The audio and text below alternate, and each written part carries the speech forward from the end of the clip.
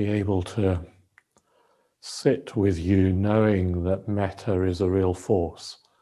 It's not just a subjective, internal mental state. It's a force. It's a force of good. And the fact that we can, as a Sangha, gather and send metta to those that have died as well as those that are living is something that we need to have real confidence in as a real contribution. It's a real contribution to the world.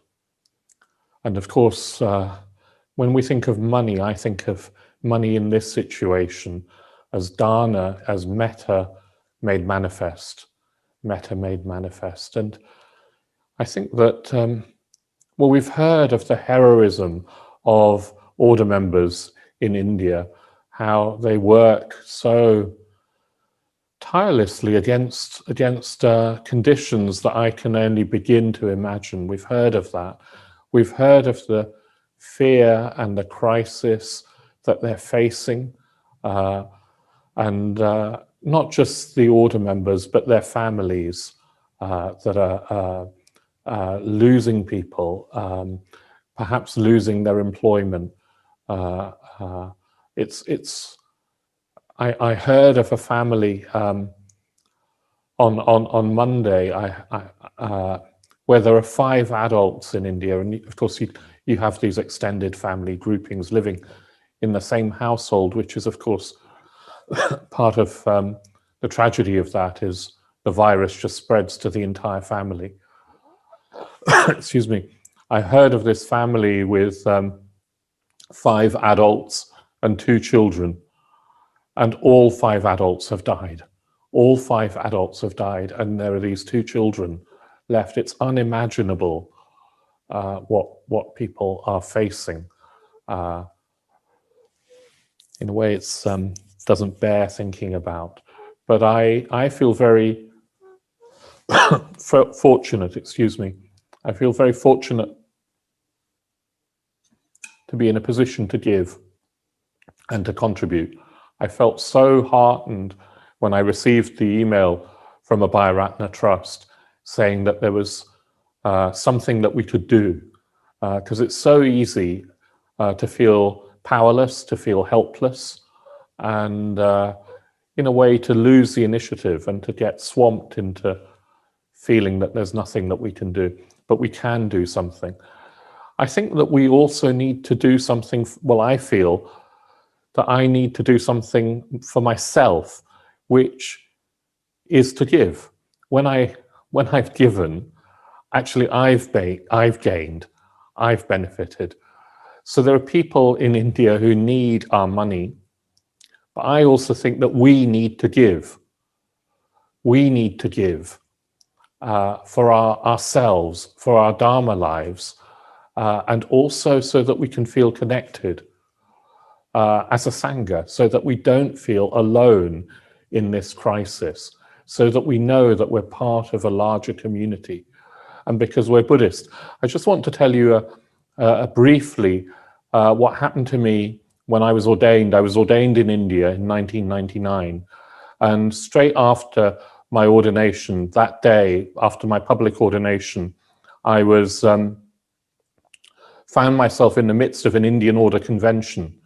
So 200 order members, it was much smaller at that time, the order in India. 200 order members gathered, and I was meeting them, most of them for the first time. And at that time, I was working as a fundraiser for the London Buddhist Centre. I mean, actually, I knew nothing about fundraising, and I was rubbish as a fundraiser, but I was trying to raise money for the LBC's retreat centre, Vajrasana. And this Indian order member called Vivek Bhadra, we were chatting, we were talking, and he said, "What do you do, Jnanavacha?" Well, I said, "Oh, I worked for the LBC, and I'm trying to raise money for a retreat center." And we chatted a little bit more, and then he said he wanted to give. He wanted to give to the LBC's retreat center fundraiser. And I was embarrassed, and I said, no, that's not why I was telling you. You don't need to give, Vivek Bhadra. It's just lovely that you want to, but you don't need to give. And he said, no, he wanted to give. And I said, why? Why do you want to give, Vivekabhadra? And he said, well, there are three reasons, Jnanavacha. He said, I feel a connection with you, Jnanavacha. I like you. And he'd only just met me. I feel a connection with you. And I want to give to a project that will make me feel connected with you. And then he said, the second reason is that I feel I want a connection with the LBC. I will never go to Vajrasana, the LBC's retreat center, but if I give, it connects me. I will feel connected with your center and with the retreat center. And then he said, thirdly, it's because I'm a Buddhist. That's why I want to give.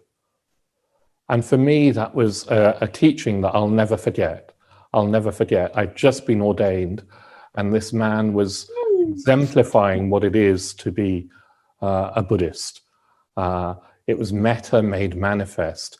And then he said, so he paused and said, let me work out how much I can give. And he said, I can probably, if I save, I can save the equivalent of £1 every month. And I want to do that for a year. I want to give £12. And I was so moved. I'm so privileged to be part of a Sangha where somebody in India wants to give, has given to the London Buddhist Centre when we were trying to raise money for hundreds of thousands of pounds of retreat centre. And now I feel privileged to be able to give back to Indian order members and their families at this time of great need. So let's just, I think I need to give. I think I need to keep giving, and I think we all need to give, because that is what connects us. That's what keeps our Sangha a Sangha. And well, as Vivekabhadra said, it's for no reason apart from we're Buddhists, and that's what we do. So let's give.